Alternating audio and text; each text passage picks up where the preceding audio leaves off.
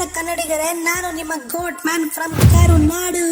ಈ ವರ್ಷ ಸುಮಾರು ಕಡೆ ಪ್ರವಾಹ ಆಗಿದೆ. ಕರ್ನಾಟಕ ಆಯ್ತು, ಕೇರಳ ಆಯ್ತು, ಆಂಧ್ರ ಆಯ್ತು, ಇವಾಗ ಗುಜರಾತ್ ಅಲ್ಲೂ ಕೂಡ ಆಗಿದೆ. ಈ ವಿಡಿಯೋ ನೋಡಿದ್ರೆ ನಿಮ್ಗೆ ಒಂದು ಕ್ಷಣ ಆಶ್ಚರ್ಯ ಆಗಿ ಭಯ ಆಗ್ಬೋದು.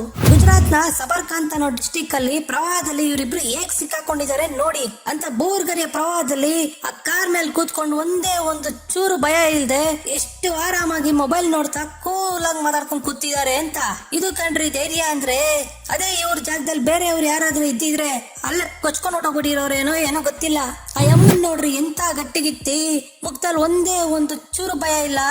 ಇವರಿಬ್ಬರನ್ನ ನೋಡ್ತಿದ್ರೆ ಜೀವನದಲ್ಲಿ ಎಂತ ಕಷ್ಟ ಸಂದರ್ಭದಲ್ಲೂ ಧೃತಿಗಡದೆ ಧೈರ್ಯದಿಂದ ಕಷ್ಟಗಳನ್ನ ಎದುರಿಸಿ ನಿಲ್ಬೇಕು. ಅವಾಗ್ಲೇ ಜೀವನದಲ್ಲಿ ಏನಾದ್ರು ಸಾಧಿಸಕ್ಕಾಗೋದು ಅಂತ ಹೇಳ್ತಾ ಮತ್ತೆ ಮುಂದಿನ ವಿಡಿಯೋದಲ್ಲಿ ಬರ್ತೀನಿ.